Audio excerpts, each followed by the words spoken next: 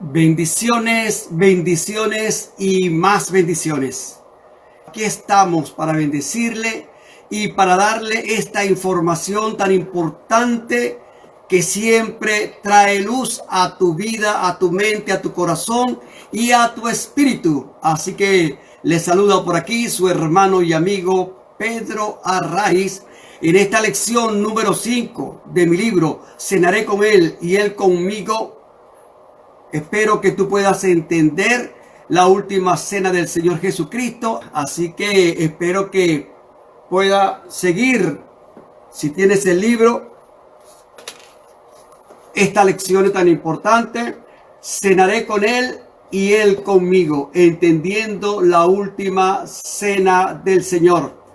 Esta lección está fundamentada en el capítulo 3 de mi libro, así que pendiente allí, ya que este libro ha sido escrito con el propósito de enriquecer nuestro entendimiento sobre lo que sucedió en la última cena del Señor.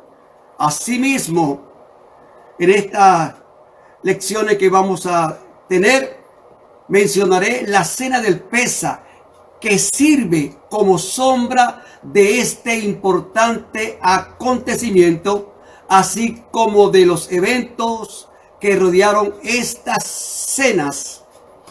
Estaré pendiente allí y por supuesto leeré un poco el libro también para que usted pueda revisar, si lo tiene a mano, lo que estamos ahora mismo planteando.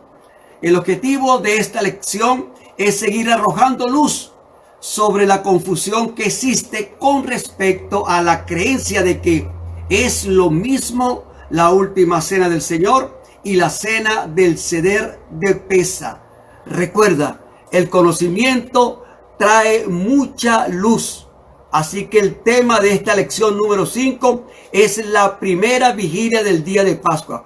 O sea, voy a tratar hoy acerca de la primera vigilia del día de Pascua.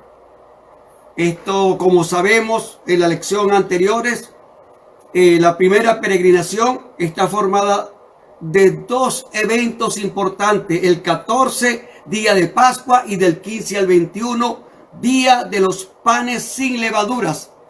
El día 14, entonces, lo expliqué también en la clase anterior, haciendo un recuento de que todo día comienza a las 6 de la tarde, al crepúsculo, a la hora 0.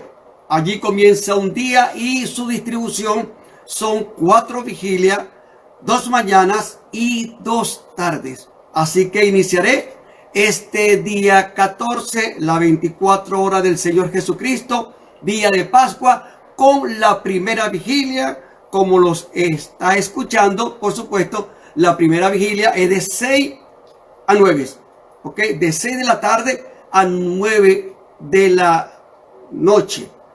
Esa es la primera vigilia. Luego la segunda será de 9 a 12. La tercera de 12 a 3 de la madrugada. Y la última de 3 a 6. Vamos a tratar esas 4 vigilias, por supuesto, comenzando con la primera vigilia. Y aquí voy a desarrollar 3 puntos fundamentales para entender las diferencias entre la cena del Seder de Pesa y la última cena del Señor. Voy a tomar un poquito de agua para desarrollar ese punto, porque es coyuntural, que usted entienda que no es lo mismo la cena del Seder de Pesa y la última cena del Señor. No hay otro nombre, ese es el nombre que tenemos nosotros seleccionado. Así que bueno, importante que usted entienda los puntos que vamos a hablar hoy. El primero es la primera vigilia. Se inicia con la última cena del Señor. Lo vimos en la clase pasada. Primera vigilia se inicia con la última cena del Señor, o sea, a las 6 de la tarde.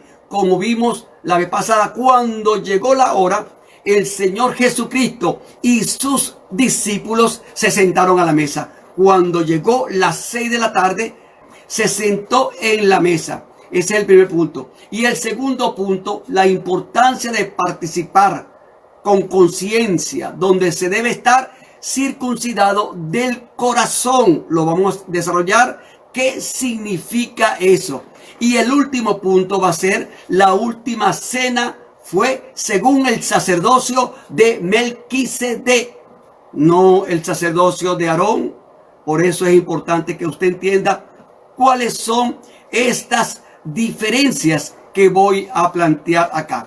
Así que comenzaré con el primer punto. La primera vigilia del día de Pascua se inicia con la cena del Señor Jesucristo. De todas maneras, aquí vas a tener el libro importante, Cenaré con Él y Él conmigo, donde están planteadas todas estas clases. ¿Ok? Entendiendo la última cena del Señor, que es lo que realmente se quiere entender para aquellos que hemos conocido la cena del Señor y los hechos que han rodeado y cómo se nos dice en las iglesias que debemos participar. Pero para ello tenemos que saber qué realmente es la cena del Señor. ¿Estamos claros? Así que bueno, seguimos entonces con este primer punto, hablando de la primera vigilia. La primera vigilia fueron planteadas en la primera lección, donde hablé de las 4 vigilias de la noche. Y quiero leer un texto bíblico que está, bueno, vamos a tenerlo aquí, en Marcos 13:35, refiriéndose el Señor a las 4 vigilias. Velad, refiriéndose a las vigilias, pues porque no sabéis cuándo vendrá el Señor de la casa. No sabe, siempre refiere que vendrá en la noche, que vendrá en la noche. Escuche bien, yo creo, lo digo en la carne, no en el espíritu, que el Señor viene de noche, pero relacionado con el área geográfica de Israel. Quizá usted donde viva será a las 6 de la mañana, porque Él siempre le habló en Jerusalén, hablaba acerca de su venida pronta cuando se le preguntaba. Entonces Él dice, porque no sabéis cuándo vendrá el Señor de la casa. Si al anochecer es la primera vigilia, de 6 a 9, que es el anochecer a las 9. O a la medianoche, la medianoche es a las 12 de la noche, medianoche. O al canto del gallo, a las 3 de la madrugada. Eso es cuando Pedro negó a Jesús. Cada cierre de vigilia tiene un evento trascendental y marca la hora cero de una nueva vigilia. Y eso vamos a ver qué sucedía cuando finalizaba una vigilia y comenzaba la otra. Y dice también, o a la mañana de 3 a 6, dice acá, las 4, al anochecer, fin de la primera vigilia, a la medianoche, fin de la segunda vigilia, al canto del gallo, tercera vigilia, o al amanecer. Por cierto, al amanecer, el Señor Jesucristo es entregado a Pilato. De todas maneras, eso lo vamos a ver poco a poco. Como dije, las últimas 24 horas del Señor Jesús, vamos a tratar de pasearnos horas por hora. Así que a la primera vigilia, por lo menos, Juan sencillamente le dedica 5 capítulos solamente a la primera vigilia. Saque la cuenta, o como dice el chinito, checa la cuenta. 156 versículos solamente le dedica Juan a la primera vigilia. Ahí está. Y por supuesto lo que le dedica Marcos, Lucas y Mateo. O sea que usted quiere saber qué pasó en la primera vigilia. Ahí está escrito en nuestro libro, donde tiene una referencia muy importante y usted puede analizar. En esta primera vigilia, como dijimos, inicia con la última cena del Señor Jesucristo y termina a las 9 de la noche con la llegada del Señor Jesucristo a Getsemaní. 3 horas. Se va de allí, después que concluyen sus primeras 3 horas, llega a Getsemaní. En Getsemaní también invierte 3 horas. De hecho, esas 3 horas estuvo orando y esas 3 horas estuvieron los discípulos profundamente dormidos cuando a la medianoche llegó Judas para entregarlo. Pero ya veremos, estamos en la primera vigilia y no nos vamos a salir de allí. En esta primera vigilia, como dijimos, inicia con la última cena del Señor, pero termina a las 9. Así que pendiente, porque aquí vamos a seguir arrojando alguna luz. Y quiero también analizar algunas diferencias, porque este es el objetivo. La diferencia es la última cena del Señor y la cena del ceder de Pesa. Para aquellos que celebran la cena del ceder de Pesa, pues lo puede hacer. Eso no le va a condenar ni le va a salvar. Pero no descalifique nunca la última cena del Señor, porque fue la ordenanza más importante que el Señor dejó antes de su vida. No solamente la descalifique, sino actúe, vívala, porque tiene significado y un acto bastante diferente. Así que hay muchas diferencias allí, y quiero hablar la primera. En la última cena del Señor se establece un nuevo pacto que mira hacia el futuro retorno de nuestro Señor Jesucristo. Es el nuevo pacto. Mira hacia el futuro retorno de nuestro Señor Jesucristo, y el Señor estableció que por favor hiciéramos memoria de lo por venir, de lo que estaba por venir, su muerte, su resurrección y su pronta venida. Es una diferencia contundente. Mientras que en la cena del ceder de Pesa mira hacia la esclavitud del pasado.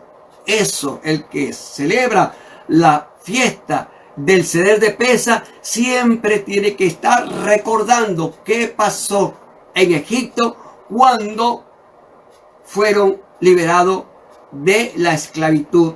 Nosotros no hemos sido liberados, nosotros hemos sido redimidos del pecado, de la maldad, de la muerte y de la iniquidad. Así que interesante. Y el segundo punto, la importancia de participar con conciencia, donde se debe estar circuncidado del corazón. Para participar se debe estar circuncidado del corazón. En la última cena del Señor, cada vez que usted participe, o todo aquel que participe, debe entender que está circuncidado del corazón. Esto debe ser así, y lo vamos a plantear qué quiere decir eso a medida que vayamos avanzando, ya que en la cena del ceder de Pesa había que estar circuncidado de el prepucio.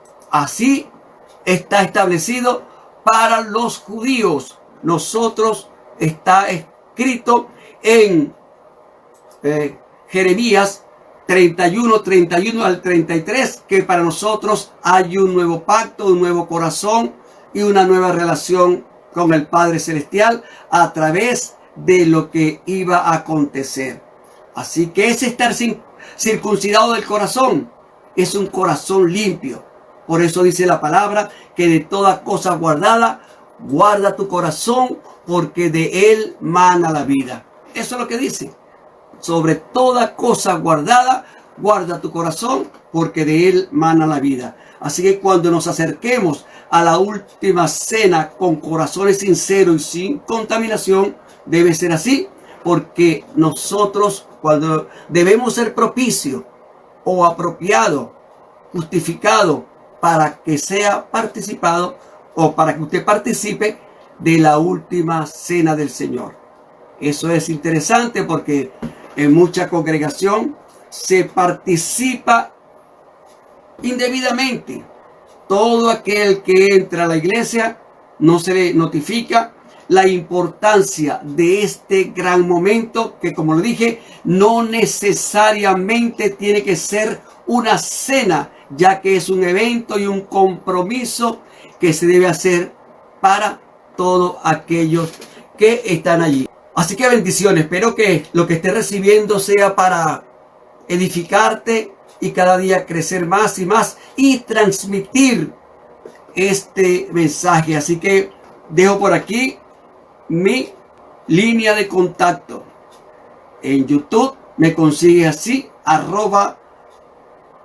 @alumbrando el camino 947. Repito, @alumbrando el camino 947. Allí te puedes contactar, me puedes escribir si tiene alguna diferencia o quiere hacer algunos aportes.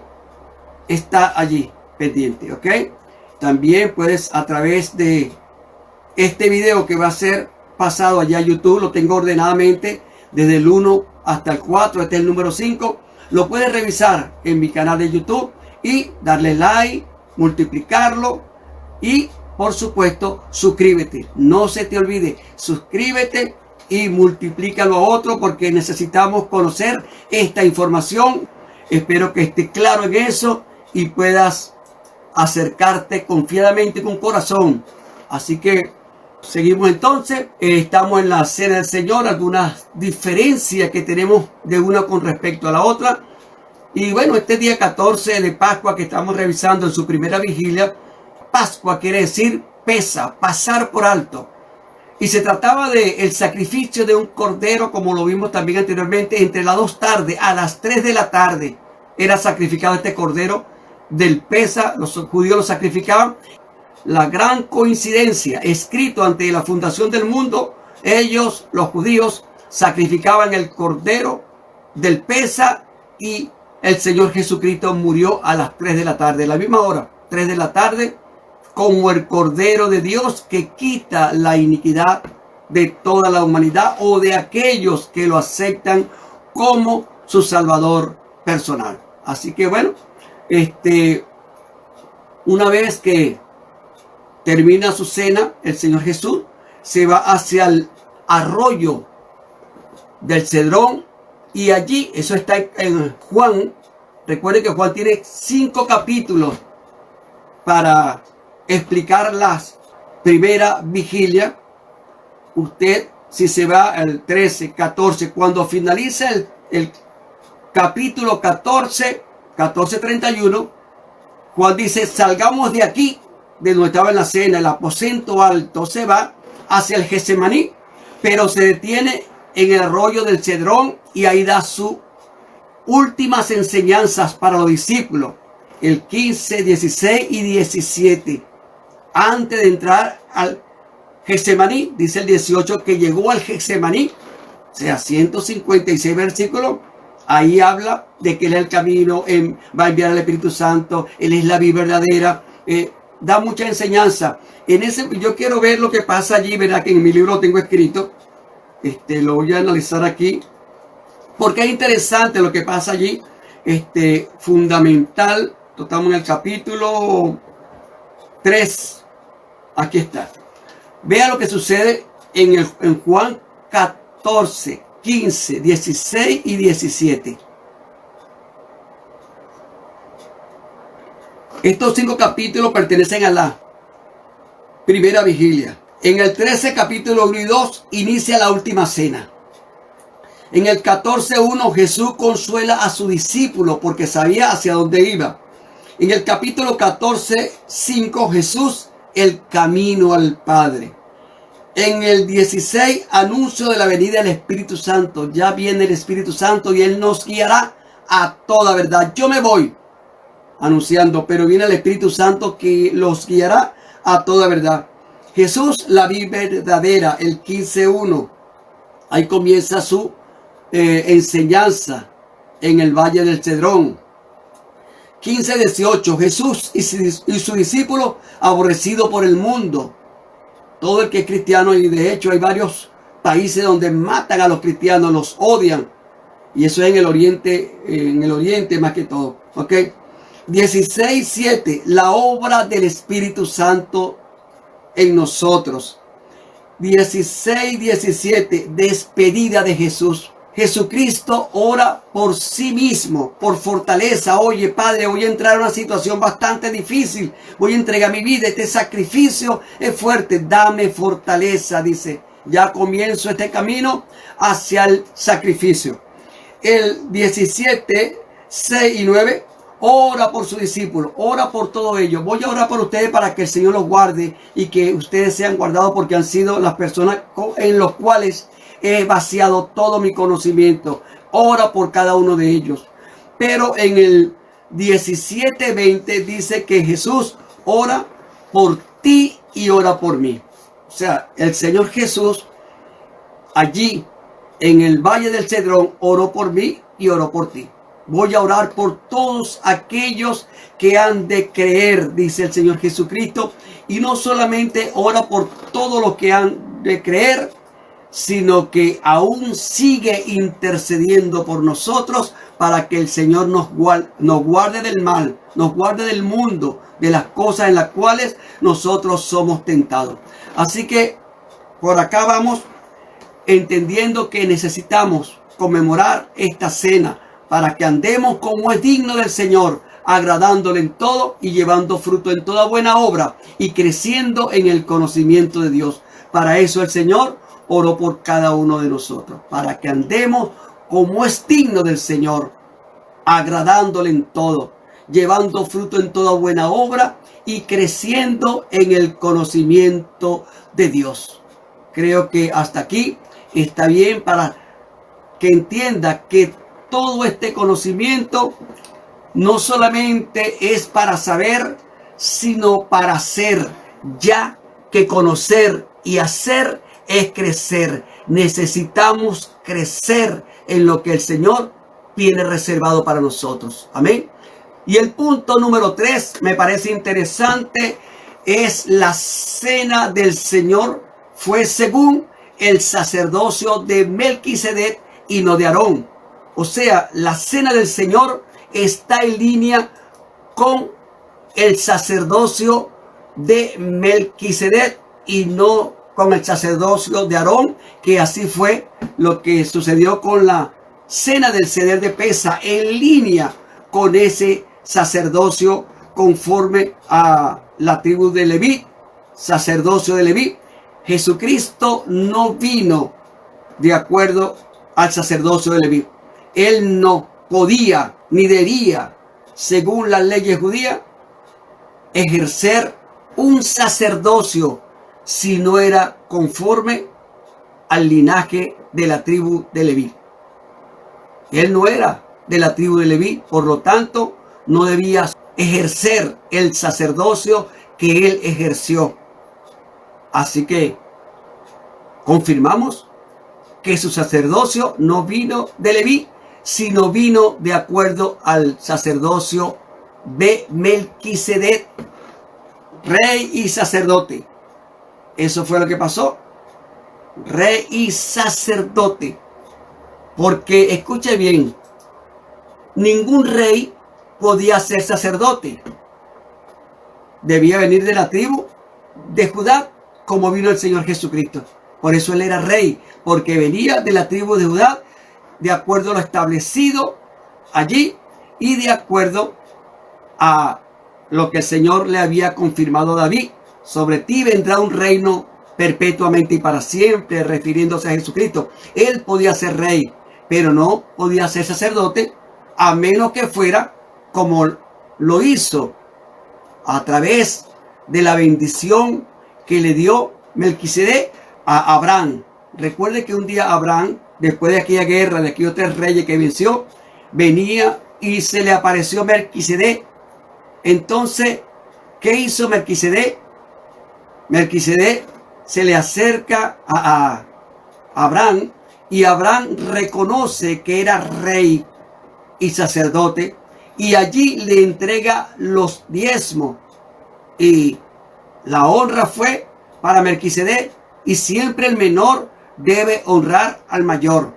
Por eso el Señor Jesucristo dijo: yo soy antes de Abraham, yo soy antes de él.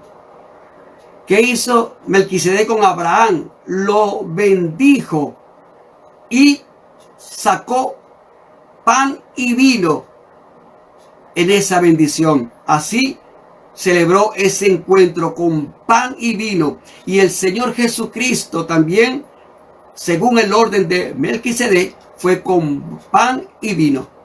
Pan sin levadura, no creo que haya sido pan sin levadura. Si usted celebra con pan sin levadura, lo puede hacer. Pero de principio no ha sido así. El pan sin levadura comienza a partir del día 15 y estamos en el día 14. Así de sencillo. Si usted quiere hacerlo con pan sin levadura, no va a perder la salvación por eso. Gloria a Dios. Pero lo que el Señor tomó fue, la Biblia dice, pan y vino. Nunca menciona pan sin levadura. Que usted suponga por la historia, que usted crea, yo así no lo comparto porque yo no puedo decir lo que la Biblia no dice, ni hacer que la Biblia diga lo que yo quiero que diga. Por lo tanto, fue pan y vino según el orden de Melquisedec. Eso está en Génesis 14, capítulo 14, versículos 18 al 19. Vea lo que pasó allí, donde el Señor Jesucristo pudo entonces recibir esa línea de linaje.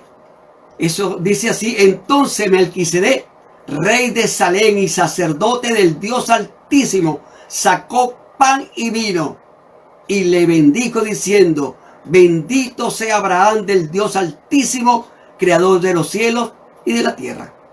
Los bendijo con pan y vino, cuando eso no existía el pan sin levadura. No lo habían mencionado todavía. El pan sin levadura viene a partir de Moisés.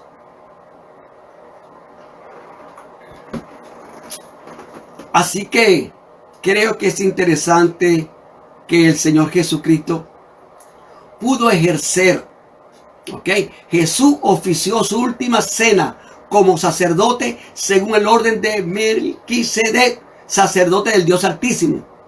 Jesús fue nuestro sumo sacerdote y nos ha hecho a nosotros, ¿verdad?, reyes y sacerdotes. Yo le digo sacerdotes reales. Nosotros somos sacerdotes reales porque ministramos ante la presencia del Padre de la Gloria, según Primera de Pedro, capítulo 2, versículo 9. Sacerdotes reales, pertenecemos a un linaje escogido, una nación santa, un pueblo adquirido por Dios para anunciar las virtudes de aquel que nos llamó de las tinieblas a su luz admirable. Creo que esto está allí claro. Pertenecemos al Rey de Reyes, Señor de Señores.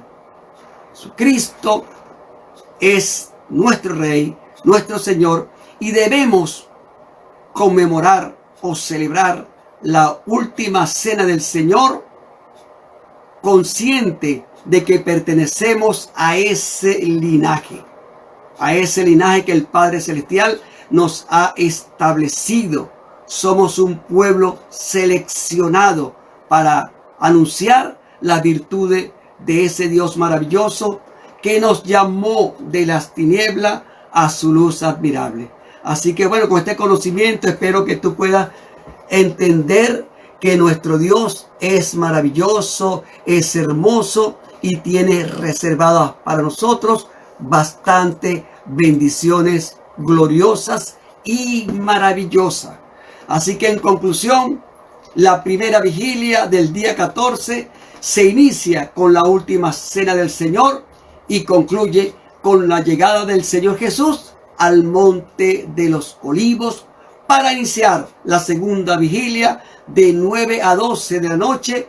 Y el segundo punto, la importancia de participar con conciencia, donde se debe estar circuncidado del corazón. Y el último punto, la última cena fue según el sacerdocio de Melquisedec y no el levítico, sacerdote del Dios Altísimo.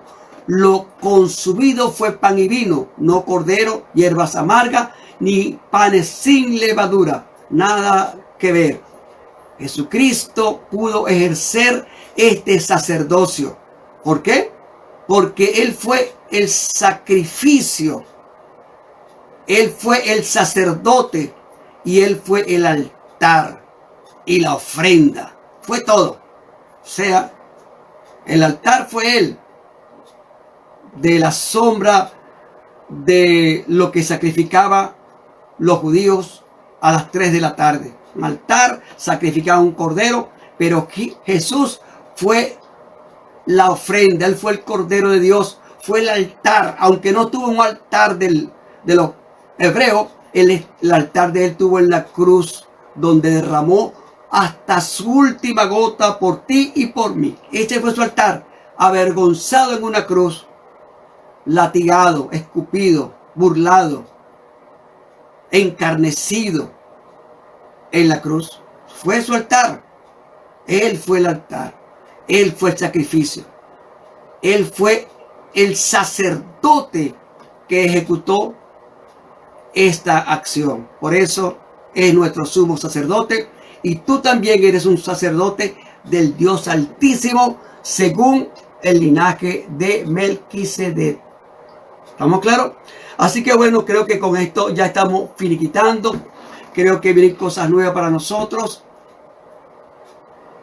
al entender esta bendición de pertenecer a ese linaje. Recuerda, no es el ceder de pesa lo que estás obligado a celebrar. Es la última cena del Señor. De hecho, uno de los capítulos que tengo aquí es la diferencia que hay entre el cordero de pesa y la cena del cordero de pesa. Por supuesto, si el cordero de pesa se sacrifica a las 3 de la tarde cuando el Señor murió, ese cordero de pesa va a ser consumido en esa tarde, en esa cena. Por lo tanto, ya el Señor había cenado. Este otro aporte es para que entienda que no debes confundir estas dos cenas y darle la atención debida a la última cena del Señor. No la descalifique, no la menosprecie, no la tomes a la ligera. Es algo que el Señor mandó que hiciéramos con toda reverencia y con todo respeto. Así que hasta aquí quedamos. Que Dios te bendiga rica y poderosamente, y nos veremos en la próxima lección, la lección número 6, donde hablaremos de la segunda vigilia, donde sucedieron acontecimientos que marcaron la historia, acontecimientos proféticos. Seguiremos arrojando luz sobre la diferencia que hay entre la cena del ceder de pesa y la última cena del Señor.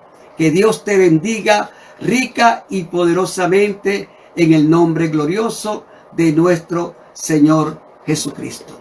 Bendiciones.